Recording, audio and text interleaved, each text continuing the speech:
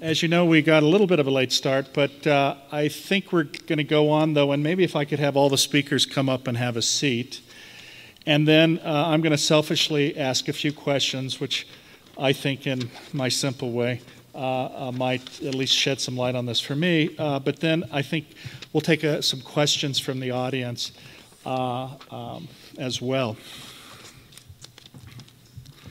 So one of the questions that I have, because it seems to me it's clearly there's an effect with these interventions, but all of you are measuring the intervention once you complete it.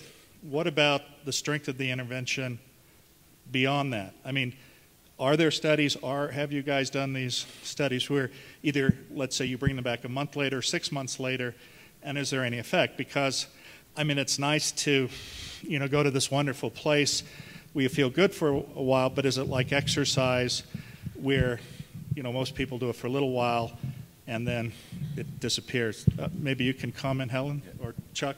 I was looking at Chuck, but I... Well, I'll comment because it's the key question. It's one of the most major questions. You guys have done a little bit of long-term follow-up with the HEP MBSR study, right? But there's almost nothing. And I literally put in 2 R01s to try to follow people for 2 years. We got totally savaged. Nobody literally got directly criticized for that. And I literally just last month, we got a grant, but they cut it. And they cut out we were going to do 6-month follow-up. I was getting less ambitious. They said, no, we don't think that's justified at this time. So the government, at least in my interactions with the government, they have not been interested in this really important question. So, because we really wanted to do it, but we could never get funding. They only were interested in funding the more acute intervention outcomes. Helen, do you already, Helen? Yeah, so I haven't followed my group who only practiced for 2 weeks. My hypothesis is that it does need more practice and in order to sustain the effects. We have looked at people who went through a mindfulness condition versus an active control and followed them 4 months after, and in some of the measures they're able to sustain, and other measures they don't. Comments from anyone else? Yeah, just to add a couple of the studies that I mentioned about CFT in depression, in psychosis, and in eating disorders. Actually, also in borderline personality groups. We've got a little bit of data coming through now that maybe a month, 3 months, maybe 6 months later, the significant effects that we found are maintained, but we haven't got measures for how often people are practicing. So I think it's still a very murky area. We don't have enough clear data or clean data yet to know. Leah? My impression is from the RCT and CCT there was longitudinal impact. I don't know if Joel or Emiliana or someone wants to chime in on that. That was what I remember hearing when Philippe presented this fall to us. We can follow up on that point. Yeah, I don't recall that. Emiliana? So for those of you who don't know what the Shamatha Project is, it was a major intervention, long-term meditation intervention trial, really, where people did attentional practices, compassion practices, a number of practices. And we found across all those practices, the more time people spent on meditation, the more, when in an emotional task where they're presented with scenes of suffering of others, the more variety of affects they showed in response to it, or more different emotions. Now, that might not be immediately obvious why that's relevant, but it's a kind of emotional resilience. And and we found across the study other practice-related effects in attention and... Super quickly, we found that people's visual perception improved, and 5 months later, that perception stayed improved, providing people did daily meditation practice.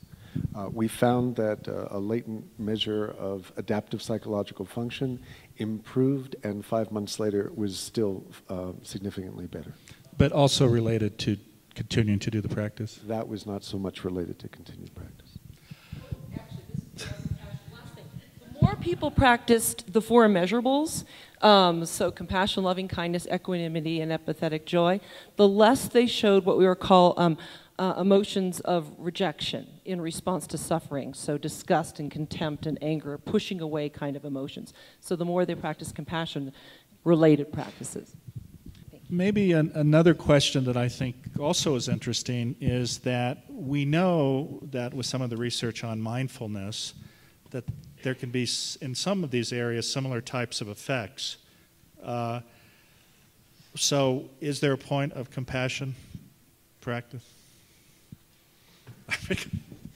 I mean, are you asking whether or not you'd see different effects with mindfulness than compassion? Yeah, I mean, that's huge. This is this major study that's been underway now at Emory and a little bit at Arizona, where we're randomizing. There's about 180 people that have already been randomized and studied, but it'll probably be 300 or so by the time it's done, between the CBCT and what we call MAT. It's interesting. It's very much related to the Shamatha project. It's a lot of the same. It's Shamatha and Vipassana practice minus the 4 immeasurables. Alan Wallace graciously agreed to let us gut his practice because he was curious. You know, can we take apart the pieces of meditation and see if they have different or specific or additive effects? And interesting, again, you know, and sometimes when you go to government agencies with that kind of idea, they think it's just super.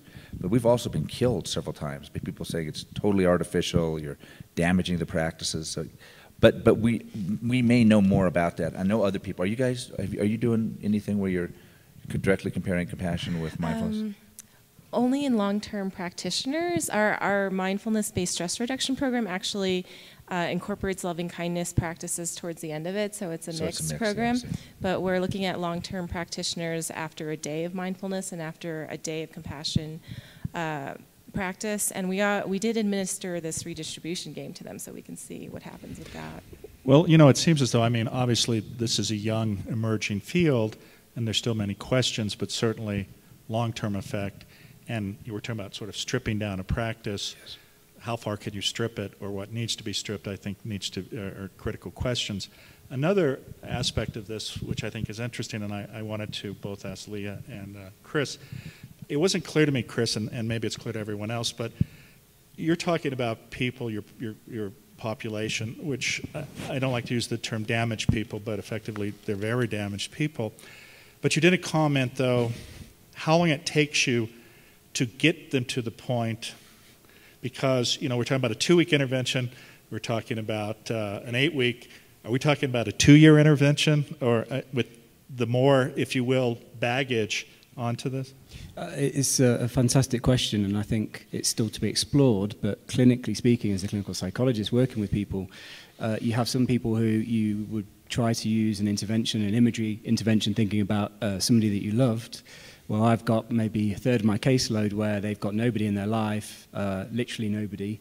They don't go out of the house, they've got no friends, and actually all their attachment figures were abusive.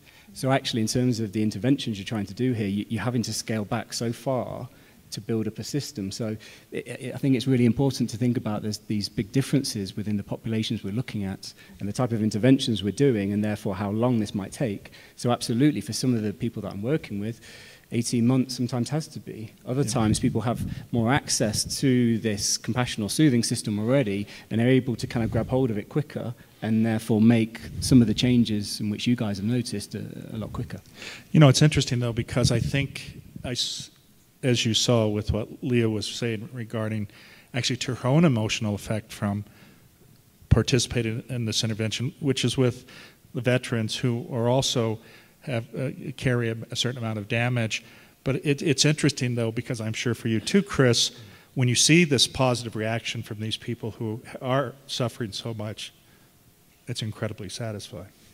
Far beyond, I mean, it's wonderful to do a 2-week intervention, but for this group of people who are in so much pain, it seems as though that's a very powerful thing.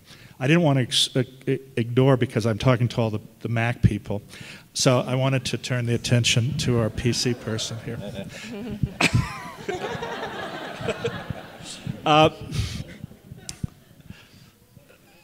Clearly, as we talk about, if you will, creating this is that the correct word, throughout society regarding compassion, a significant part of the population has suffering within the workplace. Now, it may be suffering related to the work itself, but it may be they're carrying suffering to work.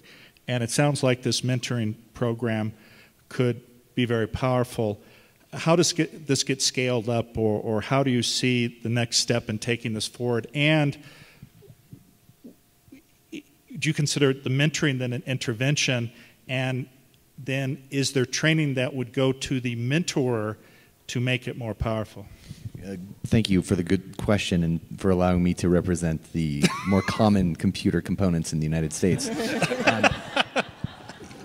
Mentoring is a really ancient principle that's well known for driving productivity. This is why you see it in just about every Fortune 500 company, and this is why it's so well recognized wherever you go.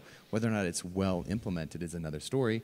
Most people who are working in this field don't realize that there's tons of research that's been done on this, how to implement a good program, and where the best places to work are. In regards to scalability, there's almost no need because it's something that's so widely utilized. People are just looking for a better modality, and to a certain extent, people have found that. When we first created this, this was literally my lab's desire to utilize the social capital of the CSU system where I work. There's 4.1 million alumni since 1961. If we could channel 10% of that back into our student population, these people are now at the heights of their careers, it would be phenomenal in a system that's crashing right now because of budgetary concerns. Subsequently, universities have started to use it, but when they opened up to associations who were then mentoring students, the associations and the related organizations said, hey, how do we get our hands on this? So it's been this really remarkable kind of transition from something that was really done out of the kindness of my heart. I'm no neurosurgeon or anything, but we wanted to... I know the neurosurgeon, and you are no but it's been great to watch the desire to implement this. Now, the neat thing is that people just see it as a productivity tool, and that's all there is to it. But I think on the back end, we can really be doing this great research on compassion and really parse it out and start to look at it from a cross-cultural perspective, start looking at it, I was going to say, from a longitudinal perspective. Will our proteges actually go forward and continue to mentor people because they had a positive experience? We're lining up jobs for people. They're getting internships. They're getting psychosocial assistance in terms of political needs within the workplace. So it's been nice to see it go. Well, certainly I think everyone appreciates you talk to companies that are self-insured, and a huge amount of those resources go to what you would call either mind-body disconnects or stress disorders. And the amount of dollars that are expended to deal with those issues, when clearly, at least there is evidence that these interventions are beneficial, could be extraordinarily powerful, not only for efficiency at work and saving money, but also for having a more happy life, I think. Let me ask another question, which, again, I only ask questions that are of interest to me or that I don't know in a selfish way. But going back to the wonderful lecture that Dr. Porges had given, and we talk about, if you will, this imbalance which we see associated with stress reactions, which is, of course, between the parasympathetic and the sympathetic nervous system. Let me postulate, and maybe it's a contrarian commentary, who cares about compassion? If we can master that system, do we need compassion? Because if we're talking about health benefit, if we're talking about at least a sense of calmness, if we're talking about the ability to increase the tone of the parasympathetic system, which clearly by potentially, if you will, artificially doing it, would normally have the same effect, are we wasting our time? Was that provocative enough? Who was that? Okay. If you master the balance that you're calling, it's really a hierarchical system, but if you get, in a sense, the type of parasympathetic system that basically holds the rage and holds the fight-flight under control, keeps the immune reactions, keeps that under control, you have the opportunity to experience compassion. And so I think it's the first level. It is not compassion, but it creates those opportunities. Would you say then, though, based on our evolutionary construct then, though, that when you get into that position, regardless of what you want, you will still have this sense of a desire for connectedness or pro-social behavior? Yes, that is part of that system.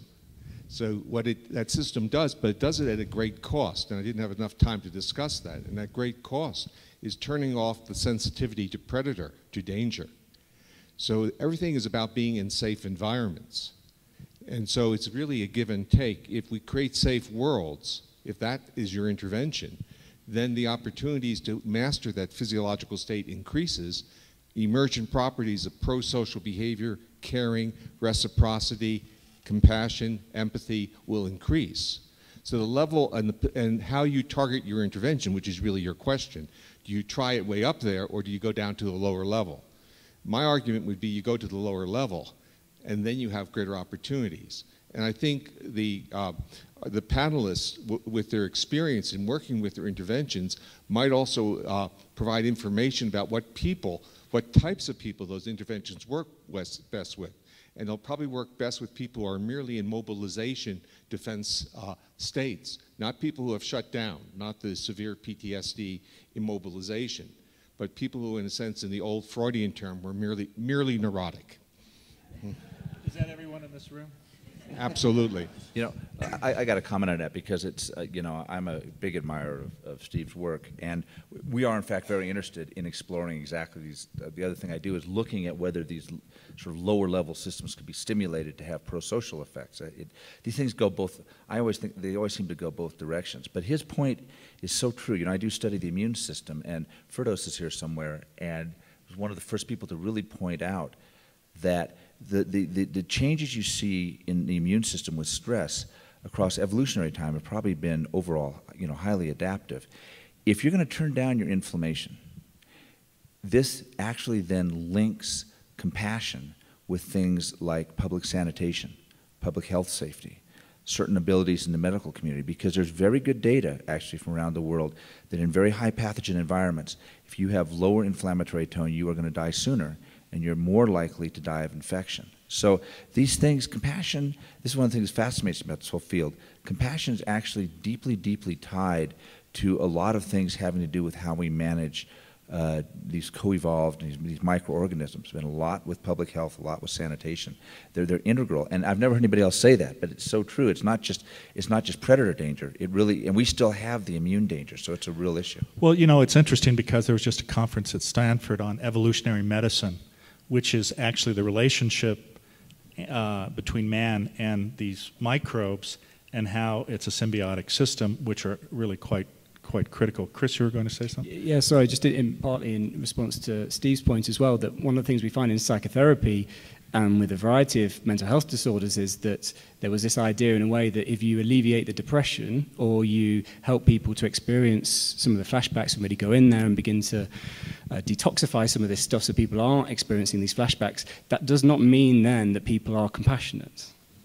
So actually, because you alleviate some of this stuff doesn't mean that automatically people can engage in more pro-social and compassionate behavior. It's again thinking about that this system still needs to be toned up. So there's a variety in our terms of our psychotherapies is, well, which bits do you want to do and what's going to be helpful for the future as well in terms of preventing difficulties relapsing, I guess. Leah? The line of thinking of post-traumatic stress preventing a capacity for compassion makes logical sense, but my experience in working with people with PTS is that for some of them, there's such a strong motivation. The suffering is so palpable that there's a commitment to engaging with the process in an intensive way that can yield really quick results. And I think that I'm hesitant, and I was concerned when we went into the residential unit. I really didn't have expectations that it would go one way or the other. But we found that some of these men could really, their symptoms were so much suffering to them that they, you know, I told them to do 20-minute one track of meditation CD. They would do 3 tracks for 60 minutes, like, because that was their respite in their day and it supported their treatment. So I just want to represent that perspective as well. Let me throw something out that maybe not is quite as provocative as the other statement I threw out. We know now, based on magnetic resonance imaging and other diagnostics, that sociopaths, or at least a significant percent of them, have clearly abnormal ways of processing emotion and connecting with other people. Would you agree, and I think this may actually also relate to Helen, in the sense that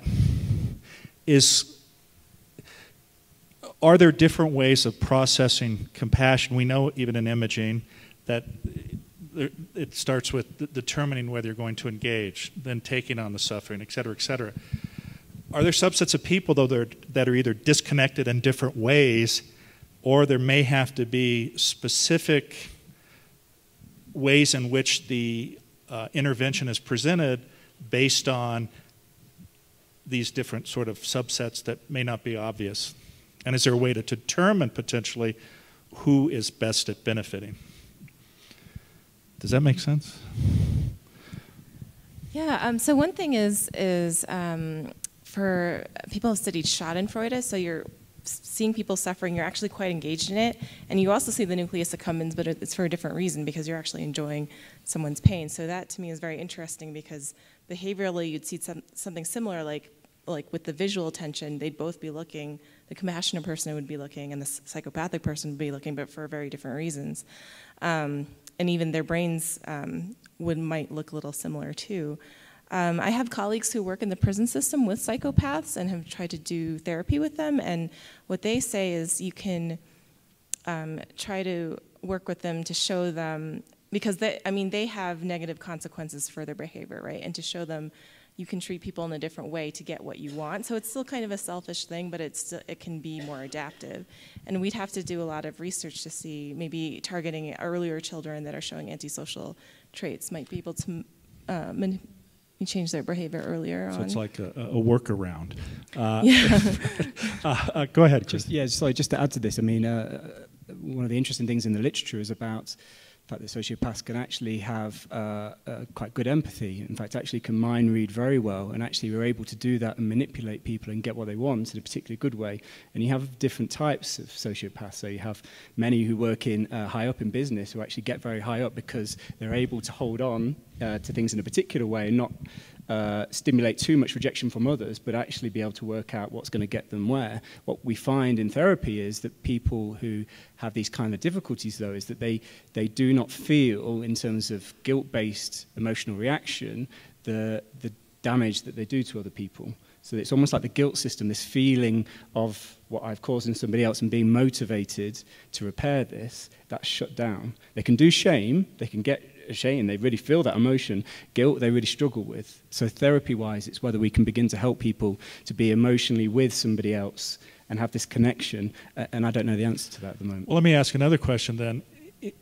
Is this just another part of a spectrum? I mean, we talk about autism, right? We talk about Asperger's. Is this just another problem with recognizing or mirroring other people's feelings?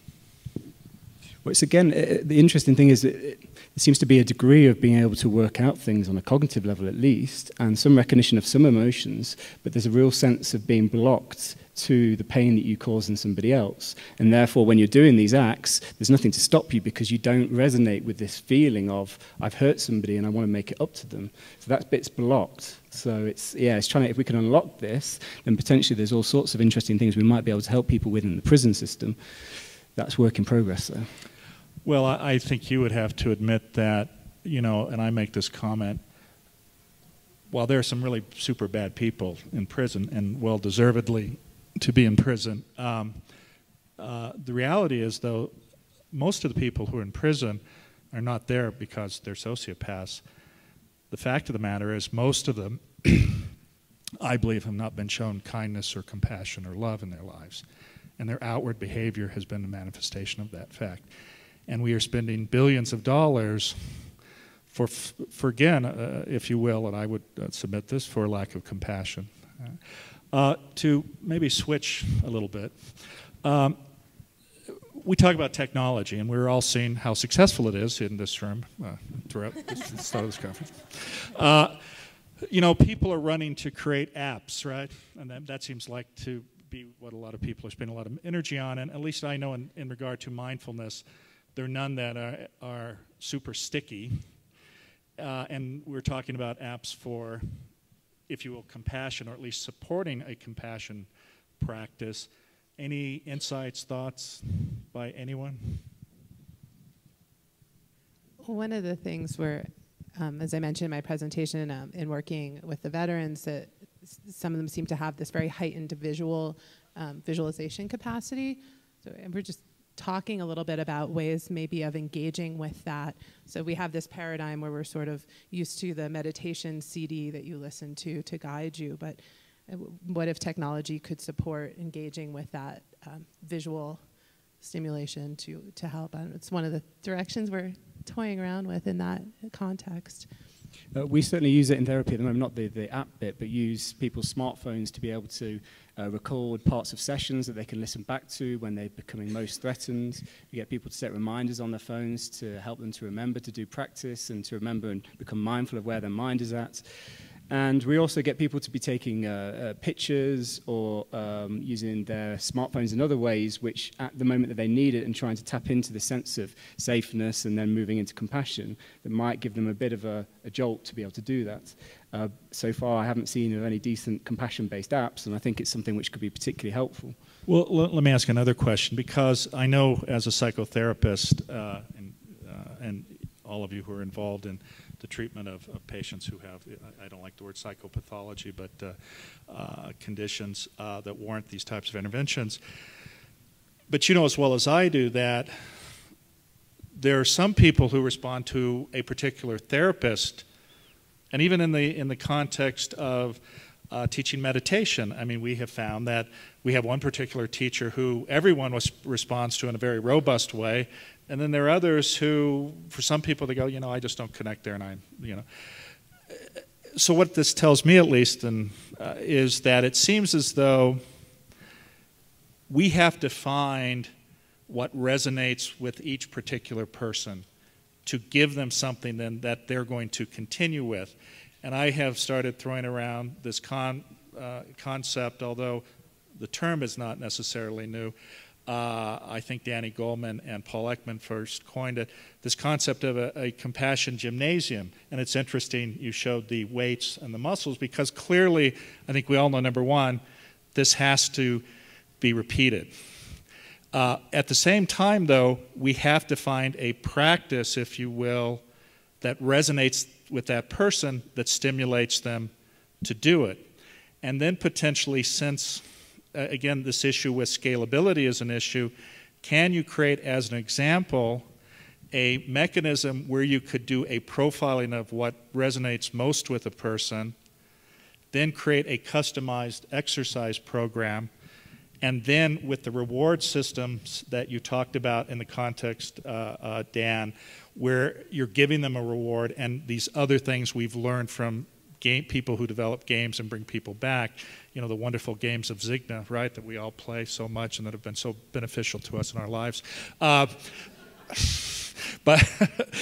something where, you know, you're stimulated to come back and you're stimulated to keep that muscle strengthened and you're getting reward for that. It seems as though that could be pretty powerful. I just like comments on that. It hadn't been published, but it's interesting, you know, when you talk about, can we, one of the ways, what I think you're saying is, would there be ways we might be able to a priori predict who would benefit from a certain teacher, or maybe who would benefit more from mindfulness or for compassion? We did a study, actually, where we gave this empathy for pain task to see if compassion training affected it. And it's interesting, it didn't. And there's interesting things we might say about that. But one of the other things we did was we looked to see whether how the brain responded to either the self getting an electric shock or seeing somebody else get exactly the same shock in a video, whether it predicted practice time. And we found this really interesting thing that very different brain patterns predicted whether somebody would engage in the first part of the training, which is really mindfulness, or the second part, which is compassion. And they're very different. So if you had a big amygdala activation response to your own pain, you wouldn't do the mindfulness piece. So no practice at all for the first couple of weeks. But many of those people go on to practice significant amounts when the training really turned specifically to the compassion. And conversely, people that had large anterior cingulate activation when they saw somebody else in pain, that didn't so much, it didn't negatively predict the mindfulness. It was not associated, but a big association with the ability to do the compassion training. So again, it's one study, it's not perfect, it's a little bit post hoc, but it does suggest, you know, that it may be that there are ways, and none of the self-report measures really predicted this. So it was like the brain was maybe speaking in a way that was a little deeper than the awareness that was being generated by the brain. So it may be possible. Whether I don't know it'd be worth putting people in scanners to figure out what type of, but it's a proof of principle that there might be ways of beginning to better identify, sort of just like people are interested in individualized medicine. There may be ways individualized meditative interventions. Yeah. I would like to shift again and just see, are there any questions from the audience? And if so, maybe you can grab the mic and come forward. You're like Joel. I've already recognized this guy. He, go ahead. I'm going to be working in addiction counseling pretty soon, and I was curious if this sort of compassion practice has any implications for helping train drug addicts to to facilitate the recovery. Just anecdotally, in our work at the VA, most, if not all, of the men we worked with were dual diagnosis, PTS, and substance abuse, and a lot of them, excuse me, spoke about the impact that the prompts in particular had on their capacity to engage with impulses. And one of the men who talked about going to AT&T Park for baseball games, he also set the prompt for himself of when he smelled beer, which was a big pull for him, that was a prompt to recollect his practice and breathing and that kind of thing. But they spoke a lot about the drive towards substances as a way they realized through doing this training of trying to, the wrong way of trying to engage with the suffering, and that this showed them what they had been trying to access was self-compassion, but they went that direction instead. So resetting like a trigger for drug use into a prompt for practice. Yeah, I think that's exactly what she was saying. But yeah, I mean, clearly it would seem that self-hatred and lack of self-compassion are significant manifestations which reinforce recurrent drug abuse, right? I mean, because you feel so horrible, so you want to hide that pain, and then just keeps this endless cycle. So, next question. Thank you. Thank you. Hi, thank you for all the work you guys are doing. I have kind of a two-part question. I work with kids, so I'm wondering, I worked as a social worker with emotionally and physically abused children for about 2 years, and I found that a lot of the suffering they went through did not allow them to be as naturally compassionate towards other children their age. And right now I'm working at a school, it's a private school, K through 12, and we have a program in which the high school seniors, it's called the hospice program, and they volunteer in hospices, and they have classes in which they participate in meditation and reflective journalism. And so they are witnessing suffering, but they are also being guided and kind of mentored through that experience of it. And we have found a lot of compassionate actions coming from the students. So I'm wondering, is experience of suffering in some form necessary for compassionate action? Have you guys found any of that in your studies? And then the other part would be, how has the work that you've done, how does it apply to working with children? Well, I would just maybe make a couple comments, although I wasn't one of the lecturers. But it's interesting because I think there's a body of evidence, and certainly I'm not an expert, but it clearly demonstrates that people of higher socioeconomic status have less ability to connect with others. And the fact is that I think part of it is they don't have to. You know, if you need to succeed in life because you don't have those resources and fundamentally you're required to cooperate, you have to cooperate. And unfortunately for those types of people, oftentimes it's not necessary, and then they become blind, I think, to the people who, and unfortunately it also reinforces this type of narcissism, right? Because what I think is inwardly processed is somehow they're better than others, and they've been put in this position because of their self-import, not because they won at the sperm lottery. You know, so. Next question. I'm sorry. Well, I can make, just since we did the study in the foster kids. Yeah. Well, so it's interesting. When we did the Emory study, these kids, in fact, had a lot of emotional distress, but they silver spoon in the mouth, you know. And Geshe Lobsang wanted to quit, And if we did not have that IL-6 data, he was going to quit because he was convinced that they had not suffered enough to understand a sort of a low-jump perspective. And then when I showed him the data, he was like, well, all right, wow, that's kind of cool. But there's a lot of data to support what you say, right? That kids that undergo early life adversity have difficulty showing compassion, showing empathy, and it can be lifelong. So we know that adversity, suffering does not, in general, seem to make humans more empathic, more loving. It sort of seems the opposite. But one thing that I can't prove with this hard data, but we did a lot of interviews in both the Emory population and the foster kid population, and I think all of us are convinced that the effect was bigger in the foster kids. Every single one of us felt that although they were, these were the first night there were 2 compassion classes, they formed gangs and they were ready to go at each other. This was rough. It took longer. We did this sort of 6-week extension, but by the end of 12 weeks, we were beginning to see the sorts of transformational changes where people were, it was quite stunning, right? And not in everybody, but about 1/3 of the kids had these very powerful, we didn't see that in the Emory folks. And it may be a little bit of a reflection, Jim, what you're saying is that, they wanted to know, how can I study better? But these kids, man, when you start talking about pain, they knew what you were talking about, and it really resonated. So it may be that some of these vulnerable populations, they may be at greater risk for being opened up in some ways, but they may also be at greater potential benefit, precisely because they've been sanded up. It immediately has traction with them in their lives. Great.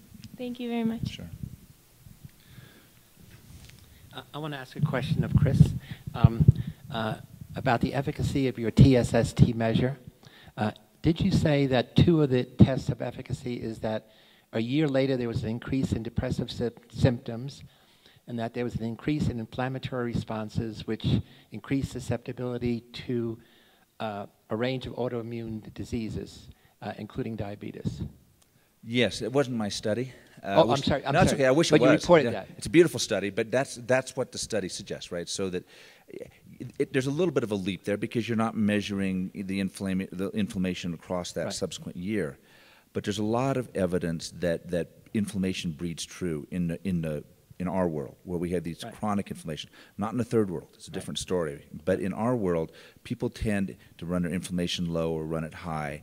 And so what you're capturing when you see the people who have that negative response to the TSST that's accompanied by this increase in inflammation is probably a proclivity, a sort of standing proclivity to respond to adversity with increased inflammation. And the fact that that seems to statistically mediate the increase in depression is very consistent now with a lot of data, suggesting that especially even mild chronic increases in inflammation are pretty reasonable predictors, with odds ratios of like 2, 3 of subsequent depression. Right? So that if you really look at inflammatory tone over several time points, say over a period of 6 or 8 months, and then follow people for 4 or 5 years, it really predicts the development of depression the way it predicts the development of diabetes, heart disease, stroke, cancer. And they're probably for some of the same reasons, that these chemicals, they damage tissues in the body. They have very specific effects in the brain, and we know that inflammatory mediators essentially set in motion all the changes that are stereotypic in populations of depressed people. Yeah, I think that's fascinating. My ultimate question is, how does that study get past the Human Subjects Ethics Committee?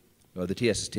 Yeah, of course. It produces 2 incredible effects. It depends, because I don't have my stuff is minimal compared to that. I don't have the answer. The answer is I do not have the Stanford IRB. And there's big differences in IRBs, and I've been fortunate that we've had IRBs that were, we get spinal taps on people fairly regularly, and 2 spinal taps on people sometimes. So, there's a whole... Was this in Arizona? And Emory, too. Yeah. I only go to places... I thought the governor... We debrief... we debrief all these... We're very careful to debrief people, make sure they're not upset. But, yeah, it's Any other questions? Yes. He wants to know whether any of this is being applied to schizophrenia. So are there any compassion-based protocols for people who are psychotic? Yeah, you talked about it. Yes, we're using a lot of this work with people suffering from schizophrenia, schizoaffective disorder, and bipolar disorder, where they can often experience malevolent psychotic experience as well. Andrew Gumley in Glasgow has done a lot of this work linking in compassion-focused therapy with the recovery from psychosis. And very much the interesting thing, as people well know, with psychosis is that the external world, in many ways, is seen as very hostile, but also that people are having internal experiences hearing malevolent voices, which are, you know, again, from our point of view, triggering the threat system again and again and again. So again, we're trying to ask people to shift systems, first to kind of move into this more safe-based kind of soothing system, and then begin to use compassionate images and so forth, so that they can actually turn towards something else. So you almost have a choice, really, between this psychotic, malevolent voice that you're hearing, where I could choose to attune to that if I want to, but maybe I could learn and practice to shift my attention and move it to my compassionate image, which has a compassionate voice, and actually I can tune into that instead, and that might be helpful for me to then think about what I could do and whether I should give value to this voice that I'm hearing in my head. Hello, I'm a coach and a trainer of coaches in healthcare. And I came here because many clients suffer from a very vicious self-critic. And so self-compassion is something that, you know, coaches really want to add to their toolboxes. But we got into the conversation about different paths into compassion, you know, mindfulness as maybe the path in versus. And I wanted to add that an area that coaches spend a lot of time on is meaning and purpose. And there's a scientific conference going on, I think it's in 2 weeks in Toronto, on the first, I think it's the first largest conference on the science of meaning and purpose. And I see compassion and helping others is really, the higher order is one's purpose in life. And if you get people to connect, really connect with why they're here, it always comes down to helping people. And then that leads to, when they really get connected with wanting to help people, then they start to feel more connection with others, and that leads to this. So I'm just wondering, is there a time when we start to cross-fertilize these different paths in? I think that's actually happening, if I could just comment, and the reason I am commenting it is I actually gave a talk at, some of you may or may not know, have you heard of Wisdom 2.0? So actually, it is this exact question, and my comment, or the title of my talk was Transformation versus Transcendence. And I believe that oftentimes, while mindfulness has this wonderful capacity to allow you to focus attention and have non-judgmental self-reflection, if you don't have wisdom and insight, it can become a narcissistic, self-absorbing exercise that has nothing to do with compassion. And that journey oftentimes is a one-person inward transformation, if you will. But as you point out, what everyone wants is transcendence. And that transcendence is the defining character of our humanity, which is to be part of something that is bigger than yourself, of which you can contribute, and by your contribution, it expands even further, and then that defines your purpose in the universe. And fundamentally, the only way, at least I believe you can accomplish that, is this outward journey of compassion by service to others, by relieving their suffering. I think I'll just add to that, though, in terms of the self-criticism bit, which you mentioned. We've done quite a lot of work looking into this, and one of the interesting things is to note, obviously, the content of what the criticism is, but also what the emotional tone of the criticism is as well. So actually, when you begin to ask people about this, often the self-criticism comes fueled with anger and hostility or anxiety or even sadness, so lots of the threat-based emotions. So one of the things you're beginning to look into is seeing the difference here, because actually you need slightly different interventions based upon what emotions coming with the self-attack. And actually, I think one of the most important things is also to look at the functionality of this. So actually, if you ask people about why the self-criticism is there, or you go in it a different way, you ask, what would it be like if your self-criticism was completely absent? Somehow we can wave a magic wand and take it out of you. People don't like that idea. People are terrified about that idea because the self-critic, to a certain extent, is trying to help to keep us safe. It's just got lost in doing this in a particular way, which is quite damaging to us. But it's trying. So what we try to do with people is just to say, well, look, if you want to keep yourself critic, that's absolutely fine. But like Christine Neff's work and lots of the self-compassion stuff, we actually think you have to develop this self-compassion first. You have to start at home, and you have to begin to bring a different self-to-self relationship that you can begin to attend to and attune to and use that more so than just prioritizing the self-attacking stuff. So it's very difficult to look outwards genuinely unless you've actually got the self-compassion stuff locked. But we're finding it is the most difficult thing for people to practice. The most difficult thing. People can do compassion to others, okay-ish. They find it a bit more difficult to experience compassion from others. That blows a few fuses. But if you try to get people, particularly our population, to do self-compassion, they really, really, really get scared about that. They find it very difficult. And is it correct that this is really a problem of the West, this idea of self-compassion? Jim, I mean, I'm whispering to Leah about what you were talking to me this morning, that you guys realized you needed to Maybe you could comment on switch that. the order, that it was easier for people to learn to practice on others first and then use that to realize what it felt like on the self, huh? Actually, the Stanford CCT, the compassion training, it went through several kind of iterations, and initially the structure was quite similar to the CBCT in terms of the sequence. We had self-compassion at the beginning, and then loving kindness and compassion for a loved one, and then we moved on, which was the traditional Tibetan Buddhist sequence. But the teacher who taught it, and I had a chance to then sit down with him for 2 days and debrief. And from listening to him, it really turned out that self-compassion was a huge problem. And then the second time when it was delivered, again, that came to be the problem. Then, although, I mean, I was brought up in India in a traditional Tibetan community, but at the same time, I've always sort of considered myself fairly well westernized because of having lived in the West now. And I sort of knew there was a sort of a cultural element there. But one thing that did surprise me was the extent of the problem. And I don't know where it is coming from, but there is something in the culture that really makes people very aversive to think about themselves. Especially thinking about wishing happiness for themselves. Somehow, I don't know where this is coming from, that seems to be quite pervasive. Whereas if you look at the way, kind of thoughts underlying these trainings, the Tibetan tradition and the Indian Buddhist tradition makes the assumption deep down everybody cares for themselves. And the aspiration for happiness is a very fundamental part of our being, and nobody will have problem with that. I mean, that sort of we proceed from that premise, and it turns out that premise was hugely problematic. I think we have time for maybe 2 more questions. Hi, good afternoon. Thank you all. I was very struck at the end of Jimpa's morning presentation about the power of having questions that he would like to have answered. And I'm curious for each of you, if resources were not an issue and you could actually study anything you wanted right now that would really provide a breakthrough in how we move compassion more deeply into the population, what are the questions that you would have?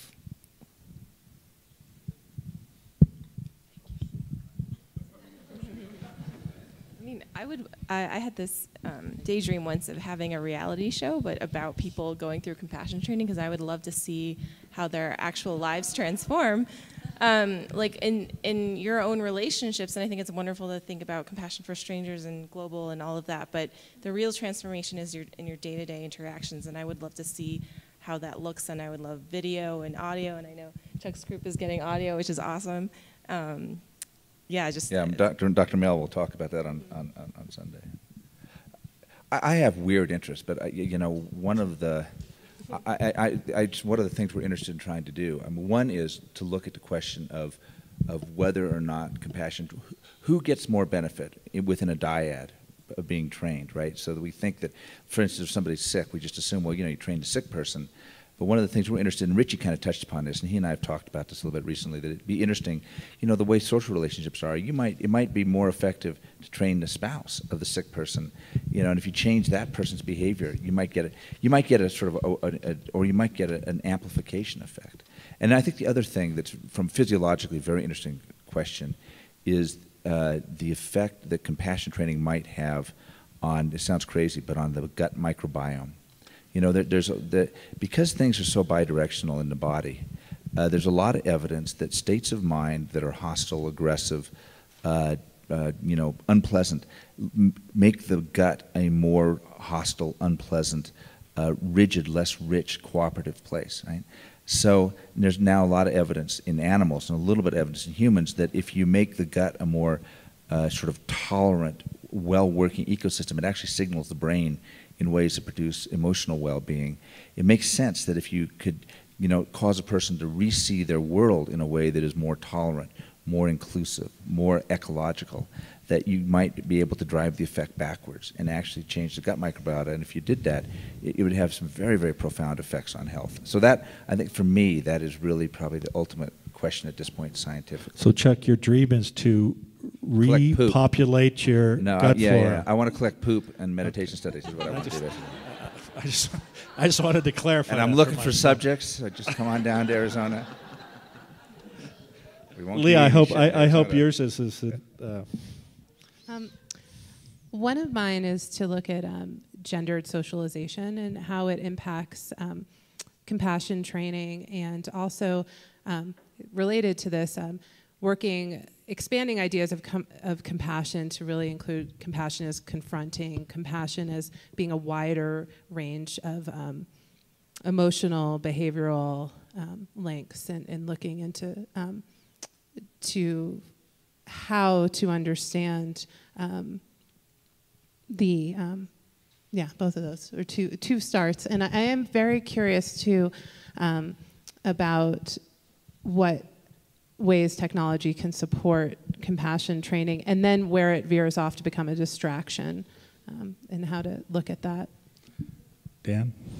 I think for me, I would really like to see just a shift in how people perceive compassion. And because the workplace is a really constrained environment, I would like to see it just be made more salient and be used as a tool by employees to change, you know, normative hierarchical structures within organizations, so organizations can work more effectively, more equitably, and really spread the benefits of that productivity across the board a lot more freely.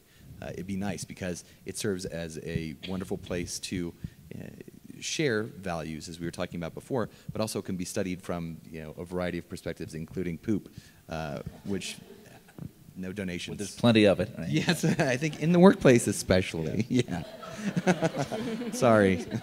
Chris, could you comment on the psychopathology of some of our panelists? I was just thinking about that just now. I'll leave that until we're off stage, and be happy to. From my point of view, there's a couple of things. One, as a psychotherapist, we're always interested in thinking about a kind of a component analysis of our therapies. So what bits of our therapies are most effective, and how can we learn about this and show scientifically this is the case? It's been an exceptionally difficult thing to do, but I think we have got a nice opportunity here with mindfulness and compassion to begin to think about this. The second thing is about the therapeutic relationship, which you were people were alluding to before. What version of me as a psychotherapist is going to be most helpful for my clients? How much variability does there need to be in that? We know, for example, that if you show kindness to some groups of clients, they really struggle with that. So people with borderline personality disorder who have had really difficult lives interpersonally with people, lots of threats and abuses, if you show kindness and warmth to them early on in therapy, they find it very aversive and actually get quite distressed and get further away. They report the therapeutic relationship as being poorer. So we've got all these kind of interesting things, and I think it links also to Steve's point about, well, how do we begin to signal some of these sort of safeness cues to people, and how can psychotherapists learn about this so that we can begin to signal this stuff in a way that might be really helpful? And then the final point is, which I think is really important, a lot of my work, I work in one of the poorest areas in the UK, and work with individuals and couples and groups, and you bring some profound changes, which is exceptionally moving in people's lives. The difficulty is that sometimes people do continue that, but the reality is that they go back into environments which are exceptionally hostile. There's lots of gangs, domestic abuse, unemployment, drugs. So actually one of the frustrations is that actually we're working with individuals, but how do we bring about more compassionate societies which are actually going to bring about changes which will foster a lot of this stuff coming the other direction as well? You know, we recently had David Sloan Wilson out at Stanford, and he really had a wonderful talk about the incorporation of compassion actually into neighborhoods. And I think that's where it has to do, or has to occur as it expands throughout society. And while on the individual level it's great, if it has community support, obviously, I think it's very powerful. I'd like to conclude. Oh, I'm sorry. Did I say one more? Were you the last one? I am, and I saw your 1-minute flag, so I hope this is brief, if I may. But specifically for Chris, I'm wondering the kind of outcomes you're seeing with people who've been diagnosed with psychoses, schizophrenia, bipolar disorder specifically. Are they able to, you mentioned that you're helping them focus on other ways of dealing with their delusions. Are you seeing improved functionality, more compliance with medications, or a reduction of the need for medication, change in rapid cycling for bipolar folks? It's a really good question. One of the things we're finding, a bit like acceptance and commitment-based therapies, is that you don't necessarily get a reduction in the psychotic experience per se, so people might still be having as frequent experiences of malevolent voices, but what you're getting is a change in the way that people try to orientate themselves to that. And actually that does bring about a greater sense of well-being, a connection. One of the biggest problems we have with people who suffer from schizophrenia and psychotic illnesses is a real disconnection from other people. So actually they're very isolated.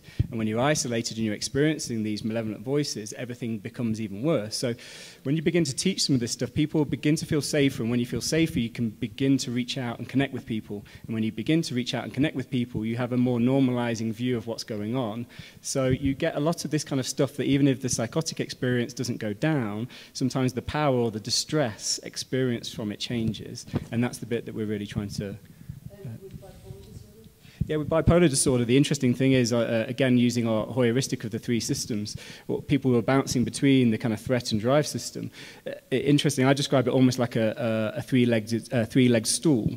In a way, they've got access to 2 legs, and they're balancing precariously on these 2 legs. That they're striving to get out of threat by achieving and doing, and what we're asking people to do is actually, what would it be like if you had this other leg there to balance out the stool? What would it be like if you could actually tap into a very different positive emotional system, which isn't about drive-based excitement and a real buzzy kind of positive affect. It's a lot calmer and more connected and slower.